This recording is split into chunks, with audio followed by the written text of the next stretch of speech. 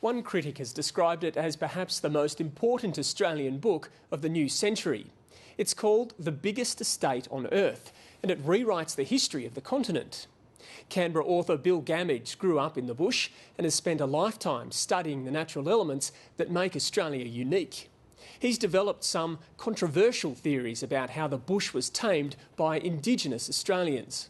We know Aboriginal people used fire to help with hunting and gathering, but Bill Gammage says it went far beyond that. He says they lived a complex, highly structured existence, dominating the environment and forcing plants and animals to exist just where they wanted them. His theories are bound to ruffle a few feathers. Craig Allen sat down with Bill Gammage. Well, Bill, thank you very much for spending some time with us. You say at the outset in your book that Aboriginal people made Australia. What do you mean by that? What I mean is that at the time Europeans arrived, Aborigines were consciously and deliberately distributing the grass and the scrub and the trees into patterns. And they were doing that to ensure that grass and trees and scrub flourished, and also that the animals who used those flourished. And then they did it because once they'd organised those patterns, they knew where the plants would be and they knew where the animals would be, and so they could predict where to go and find them. And that meant in total they were making all life abundant, convenient to them, and predictable. In your book you describe some of the earliest descriptions of Europeans coming to Australia. What sort of countryside did they find? Well, the most striking thing I think is how much they talked about parks. Park would be, after bush, I think park would be the most common word they used, and clearly what struck them was the beauty of the landscape, and that too must have been deliberate. The sense of beauty that Europeans saw was obviously cultivated by Aboriginal people, and in that sense too they made Australia. Did it really look like the gentleman's estate that you describe in the book, with paths and park areas and open areas? Yes, it did. Not all of it, of course, because dense forest is a valuable habitat for some plants and some animals, and so are swamps. And both of those Europeans didn't think much of, so they didn't call those parts parks. But the parts that they did respond to, that's grassland and open woodland, commonly they call it parks. All over Australia, all over Tasmania, rainforests, spinifex, they're talking about parks. When we look at some of the earliest paintings of Australia, they look overly romantic, but you're suggesting that perhaps they were more accurate than we gave them credit for. They are accurate, or at least a large selection of them are. Of course, the conventions of the time, some of the foregrounds are quite transient, but the outlines of the hills and the nature of the vegetation is accurate, and for a good reason. Those people were the photographers of their day, and they're quite often being employed not by men brought up in the romantic or artistic traditions, but by successful squatters, successful businessmen and so on. And if they got it wrong, those blokes would say, "Hey, I paid you to paint what my land looked like, and you've mucked it up, clear out." So they have to get it right, and they commonly did. And I've got examples of that in the book. The 200-year-old view is that Aborigines trod pretty lightly on the land, but you're suggesting a much more hands-on impact on the environment. Yes, I'm saying they carefully managed all of it, with fire or with no fire, so that even the places that were dense forest, even places which today we might call wilderness, they consciously left that way. In other words, the whole of the country was within their mental range. They weren't chance dependent. They were deliberately organising the country. In that sense, they owned it and managed it as fully as any European has done. And you perhaps controversially suggest that there are more trees now than there were in 1788. A lot of people might find that hard to believe.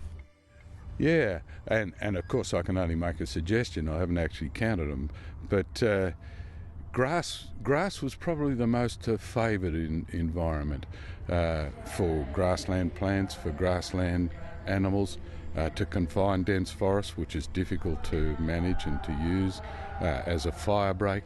For all those sorts of reasons, grass is very common. And of course, if you leave the country alone, what you get is not grass but trees. So they're working very hard to get rid of trees and provide grass. And it's for that sort of reason that I think there are probably more trees now than then. Differently distributed, of course. Yes, well, look how dense Black Mountain is, how many trees it's got. When Robert Hoddle first came here, that was May 1832, this was mainly grass. There's very few trees and no undergrowth. In fact, when he came, he called it Black Hill. He wrote on his survey plan Black Hill because it and O'Connor Ridge, which is the one next door, had both just been burnt or recently been burnt and had been burnt to make it grass. And look at it now. And what it does is lead you to ask the obvious question. If the trees are so dense now, why weren't they like that then? Bushfire doesn't do it. Bushfire doesn't tell you, because we know that the eucalypts will survive a bushfire and they come back. It has to be repeated and regular Aboriginal fire. So in your mind, that's a clear example of Aboriginal land management? That's a very clear example, and there are many of them around the ACT.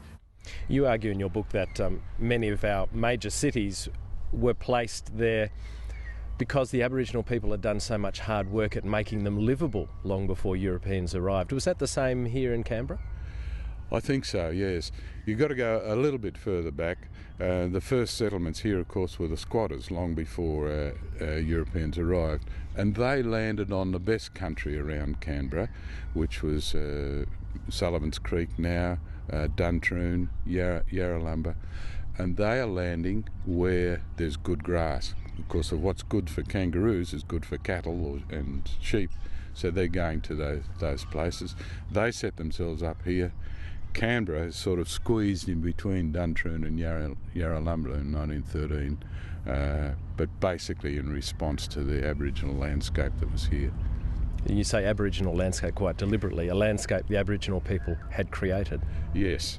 I don't think Australia was natural. I think it was made.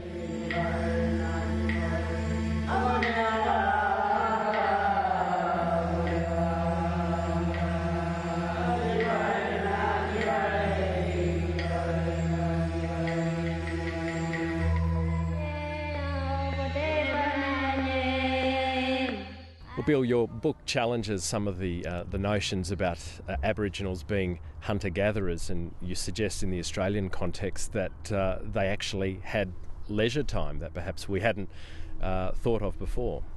Yes, that argument that they had plenty of leisure is not original. People have done actual quite close studies to measure how long Aboriginal people, even in desert environments, take to provide for their own food and shelter. But what I'm saying is that translated into spending a lot of time in looking after the country. How will you respond to criticism, and you'd have to expect some criticism that this is a white man's view based on anecdotal evidence without terribly much input from Aboriginal people? I expect some of that criticism from white people in particular. I have spoken to Aboriginal people I know, and also Aboriginal friends I've had for a long while, and they say, yeah, this is spot on, and you've given a lot of detail that we didn't know, but basically this is what we've always thought about the land. That's true in Tasmania, South Australia, Riverina, where I come from, Canberra. So, do you expect some narrow-minded criticism? Because you're essentially ascribing a greater complexity of civilisation to Aboriginal people than Europeans might like to give them. Yes, I think some Europeans won't like this at all, and some Europeans won't be convinced about it.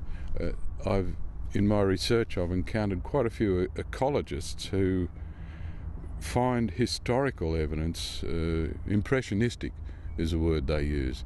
In other words, they're not skilled in using it, and so they're not persuaded by it. And yet the great bulk of my evidence is either historical or botanical, how plants behave. And so I think they will question. But the scientists are always like that, you know, it takes them 20 years or so to catch up with thinking. So you're happy to stir the pot, but you're going to stick by it? I'm happy to stir the pot because I think an understanding of Australia, which incorporates what I'm saying, is absolutely essential.